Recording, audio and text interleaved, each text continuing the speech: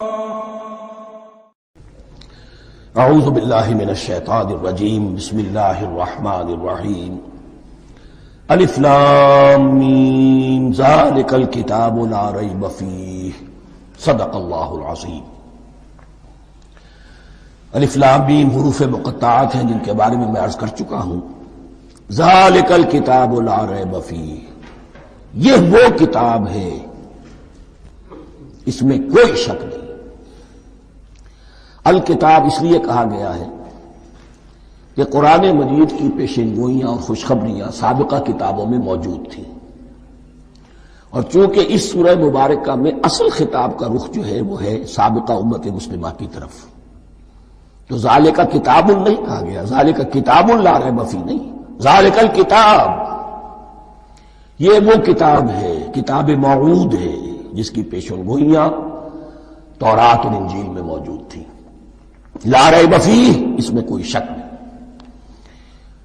حرف اورا ریب نئے، تبدیل نئے، یہی الفاظ آئے ہیں سورہ سجدہ کے شروع میں بھی، الف لام میم تنزیل الکتاب لا ریب فیہ رب العالمین، لا ریب فیہ من رب العالمین، فیہ ھدی للمتقین۔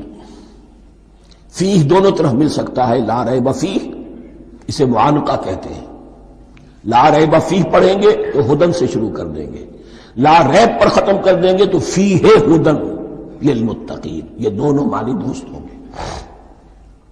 آپ کو مل جائے گا جو قرآن شریف لے کر بیٹھے ہوئے ہیں کہ حاشیے میں معانقہ نمبر 1 لکھا ہوا ہے، معانقہ عند المتاخرین۔ ہدن للمتقین یہ ہدایت ہے، رہنمائی ہے اہل تقویٰ میں جو بچنا چاہیں۔ تقویٰ کا اصل مفہوم سمجھ، بقا یقین کسی کو بچانا، تقویٰ خود بچنا۔ جن لوگوں کے اندر فطرت سلیمہ ہوتی ہے ان میں اخلاقی حس موجود ہوتی ہے، وہ بری چیز سے بچنا چاہتے ہیں، بھلی کو حاصل کرنا چاہتے ہیں۔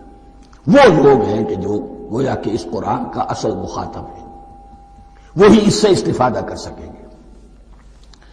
الذین یؤمنون بالغیب، اب ان کے کچھ اوصاف، یہ اصل میں بہت زیادہ واضح ہوتا ہے تعویل خاص کے اعتبار سے کہ دیکھ لو درخت کو اپنے پھل سے پہچانتے ہیں، اس قرآن کے پھل موجود ہیں نا، یہ ابو بکر اور عمر اور عثمان اور علی کون ہیں؟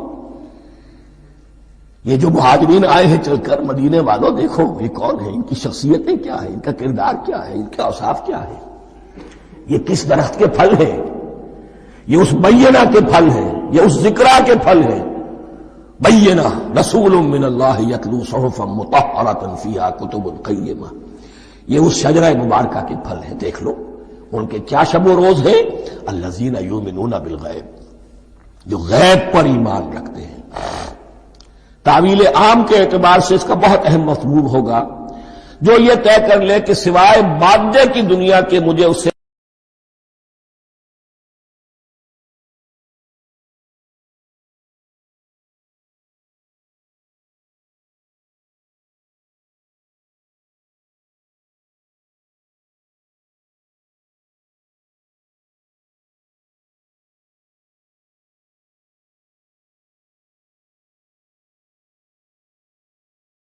جو اصل حقیقت ہے وہ مستور ہے، نگاہوں سے چھپی ہوئی ہے۔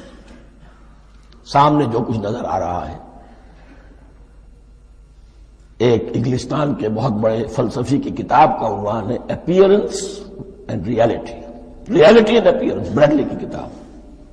اپیئرنس جو کچھ نظر آ رہا ہے یہ حقیقت نہیں، حقیقت اس کے پیچھے ہے۔ اور کنفیوشس کا ایک جملہ ہے جو بہت بڑا حکیم اور فلسفی تھا، چین کا بہت بڑا حکیم اور فلسفی، اور ہو سکتا ہے کہ نبی ہو، واللہ عالم، ہم کہہ نہیں سکتے۔ اس کی تعلیم بڑی اخلاقی تعلیم ہے، اور اس کا جملہ سنیے، یہ یؤمنون بالغیب کی اس سے زیادہ صحیح تشریح ممکن نہیں ہے۔ There are certain things, there's nothing more real than what cannot be seen. And there's nothing more certain than what cannot be heard. وہ حقائق جو آنکھوں سے نہیں دیکھے جا سکتے اور کانوں سے نہیں سنے جا سکتے، ان سے زیادہ یقینی اور واقعی حقائق اور کوئی نہیں۔ There is nothing more real than what cannot be seen, and there is nothing more certain than what cannot be heard. الذین یؤمنون بالغیب ویقیمون الصلاۃ، نماز قائم کرتے ہیں، ومما رزقناہم ينفقون، اور جو کچھ ہم نے انہیں دیا ہے اس میں سے خرچ کرتے ہیں، خیر میں، بھلائی میں، نیکی میں، ابناء نو کی حاجات کو رفع کرنے میں، لوگوں کی تکلیفیں دور کرنے میں، خود اللہ کے لیے، اللہ کی رضا جوئی کے لیے، اللہ کو قرض حسنہ دیتے ہوئے۔ والذین یؤمنون بما انزل الیک وما انزل من قبلک، اور وہ کہ جو ایمان رکھتے ہیں اس پر بھی جو آپ پر نازل کیا گیا ہے محمد صلی اللہ علیہ وسلم، اور اس پر بھی کہ جو آپ سے پہلے نازل کیا گیا۔ یہ بہت اہم الفاظ ہیں، اس لیے کہ عام طور پر آج کل ہمارے ہاں یہ خیال پھیلا ہوا ہے کہ یہ تورات اور انجیل کے پڑھنے کا کوئی فائدہ نہیں، کوئی ضرورت نہیں، کوئی ضرورت نہیں کی حد تک تو شاید بات صحیح ہو، لیکن کوئی فائدہ نہیں، یہ بالکل غلط ہے۔ یہ ابتدا ہے قرآن کی، اور کس قدر اہتمام کے ساتھ کہا جا رہا ہے، ایمان صرف قرآن پر نہیں، اس پر بھی کہ جو اس سے پہلے نازل کیا گیا۔ اور سورہ نساء کی آیت، اور سورہ نساء نازل ہوئی کہیں جا کر سن 6 ہجری میں، یا ایھا الذین آمنوا آمنوا باللہ ورسولہ والکتاب الذی نزل علی رسولہ والکتاب الذی انزل من قبل۔ تو اس سے ایمان جو ہے تورات پر اور انجیل پر اور زبور پر اور صحف ابراہیم پر، اجمالی ایمان کی جو اہمیت ہے اس کو اچھی طرح سمجھ لیجیے۔ البتہ یہ ہے کہ چونکہ ہم سمجھتے ہیں اور جانتے ہیں کہ ان کتابوں میں تحریف ہو گئی ہے، لہذا ان کتابوں کی کوئی شے قرآن پر حجت نہیں ہوگی، جو چیز قرآن سے ٹکرائے گی ہم اس کو رد کر دیں گے، ان کتابوں کی کسی شے کو دلیل کے طور پر نہیں لائیں گے۔ لیکن جہاں قرآن مجید کی کسی بات کی نفی نہ ہو رہی ہو تو بہت سے حقائق ہمیں ان کتابوں ہی سے ملتے ہیں۔ انبیاء کے مابین جو زمانی ترتیب ہے، کرونالوجیکل آرڈر جو ہے، وہ تو ہمیں تورات سے ملتا ہے، قرآن میں تو نہیں۔ قرآن میں کبھی حضرت نوح کا ذکر بعد میں ہے، حضرت موسیٰ کا پہلے، وہاں تو کسی اور پہلو سے ترتیب آتی ہے، لیکن وہاں ہمیں تاریخ ملتی ہے ابراہیم کی، اسحاق کی، یعقوب کی، انبیاء بنی اسرائیل کی، موسیٰ کی، عیسیٰ کی، یہ ساری چیزیں۔ تو اس کی اہمیت جو ہے اس کو سمجھ لیجئے۔ والذین یؤمنون بما انزل الیک وما انزل من قبلک وبالآخرۃ هم یوقنون، آخرت پر وہ یقین رکھتے ہیں۔ نوٹ کرنے والی بات کیا ہے کہ باقی سب چیزوں کے لیے لفظ ایمان آیا، آخرت کے لیے ایقان کیوں؟ واقعہ یہ ہے کہ انسان کے عمل کے اعتبار سے سب سے زیادہ مؤثر شے ایمان بالآخرہ ہے۔ ایمان بالآخرہ ہے تو عمل سیدھا رہے گا کہ ہاں مجھے جواب دہی کرنی ہے، جانا ہے، اٹھنا ہے، اللہ کے حضور حاضری ہے۔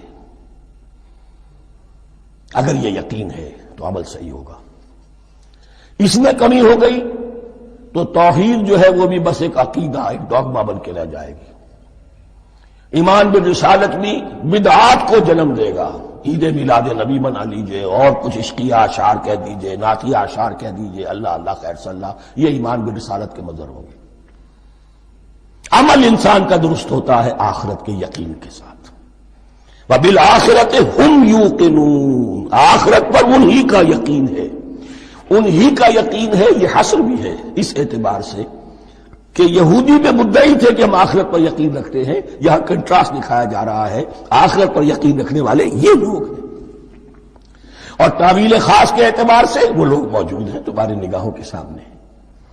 13 برس کی محنت کی کمائی محمد الرسول اللہ صلی اللہ علیہ وسلم کی، اس کتاب کی، یتلو علیہم آیاتہ ویزکیہم ویعلمہم الکتاب والحکمہ، اس کا جو نتیجہ ہے وہ تمہارے سامنے۔ اولئک علی ھدی من ربہم، یہ وہ لوگ ہیں جو اپنے رب کی طرف سے ہدایت پر ہیں۔ وہ ابتدائی ہدایت بھی ان کے پاس تھی، اور یہ تکمیلی ہدایت بھی، قرآن پر بھی ان کا یقین پورا ہے، اور محمد کا اتباع بھی وہ کر رہے ہیں۔ وَأُولَٰئِكَ هُمُ الْمُفْلِحُونَ، اور یہی وہ لوگ ہیں جو فلاح پانے والے ہیں۔ فلاح کا لفظ بھی قرآن مجید کی بڑی اہم اصطلاح ہے، منزل مراد کو پہنچ جانا، کسی باطنی حقیقت کا آیا ہو جانا. اسی لیے اس پر پھر گفتگو انشاءاللہ ہوگی سورہ مومنون کے شروع میں. لیکن یہ کہ فلاح پانے والے، کامیاب ہونے والے اصل میں یہی لوگ ہیں.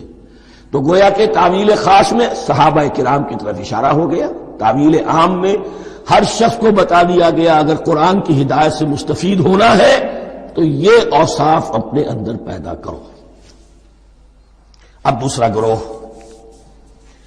ان الذین کفروا سواء علیہم انذرتہم ام لم تنذرہم لا یؤمنون. یقیناً جن لوگوں نے کفر کیا، اور یہاں مراد کیا ہے؟ جو کفر پر اڑ گئے ہیں. اس کو ہم تعویل عام میں نہیں لے سکتے، اس لیے کہ اگر تو ہم اس کو عام میں لے لیں گے تو اس کے معنی تو یہ ہوں گے جس شخص نے کسی وقت کفر کیا اب وہ ہدایت پر آ ہی نہیں سکتا. نہیں، یہ بات نہیں ہے. کوئی کفر میں ہے، وہ غالطے کی بنا پر ہے، عدم توجہی کی بنا پر ہے، حق اس پر واضح نہیں ہوا ہے اس لیے ہے، تو آپ اسے سمجھائیں گے، انذار و تبشیر سے اسے فائدہ ہو جائے گا، واعظ و نصیحت سے فائدہ ہو جائے گا. ایک وہ ہے کہ جو حق کو سمجھ کر پہچان کر اور پھر اڑ گئے، ضد کی وجہ سے، ہٹ دھرمی کی وجہ سے، تعصب کی وجہ سے، تکبر کی وجہ سے، حسد کی وجہ سے. ان الذین کفروا، ایسے لوگوں کا معاملہ کیا ہے؟ سواء علیہم انذرتہم ام لم تنذرہم لا یؤمنون. برابر ہے ان کے لیے، خواہ آپ انہیں سمجھائیں خواہ نہ سمجھائیں، ڈرائیں نہ ڈرائیں، انذار فرمائیں نہ کریں. لا یؤمنون، وہ ایمان لانے والے نہیں. وہی بات جو میں نے کہی تھی کہ سوتے کو جگایا جا سکتا ہے، جاگتے کو کیسے جگائیں. ختم اللہ علی قلوبہم وعلی سمعہم وعلی ابصارہم غشاوہ. ان کے دلوں پر اللہ نے مہر کر دی ہے. کیوں کر دی ہے؟ یہ ابتداء مہر نہیں ہوئی، جب حق کو پہچان کر انہوں نے رد کر دیا، اس کی پاداش میں، اس کی سزا کے طور پر. ختم اللہ علی قلوبہم، اللہ نے ان کے دلوں پر مہر کر دی ہے. وعلی سمعہم، اور ان کی سماعت پر بھی، وعلی ابصارہم غشاوہ، اور ان کی آنکھوں کے سامنے پردہ پڑ چکا ہے. یہ مضمون سورہ یاسین کے شروع میں پھر آئے گا بہت شرح و بسط کے ساتھ. وَلَهُمْ عَذَابٌ عَظِيمٌ، اور ان کے لیے تو اب بہت بڑا عذاب ہے. یہ دوسرا گروہ ہو گیا. ایک رکوع میں دو کو سمیٹ لیا گیا، کل ابھی 7 آیتیں ہوئی ہیں. ایک وہ گروہ جس نے قرآن مجید کی دعوت سے صحیح استفادہ کیا، ان میں طلب ہدایت کا مادہ موجود تھا، ان کی فطرتیں سلیم تھیں، ان کے سامنے دعوت آئی، قبول کی، اور قرآن کے بتائے ہوئے راستے پر چلے. وہ گلے سرسبد ہیں، وہ شجرہ قرآنی کے نہایت مبارک اور مقدس، وہ اس کے پھل ہیں. ایک گروہ وہ ہے جس نے حق کو پہچانا لیکن اس کو رد کر دیا اپنے تعصب یا ہٹ درمی کی وجہ سے. ان کا ذکر آ گیا بہت اختصار کے ساتھ، اس لیے کہ ان کا ذکر آپ کو بہت تفصیل سے مکی صورتوں میں ملے گا.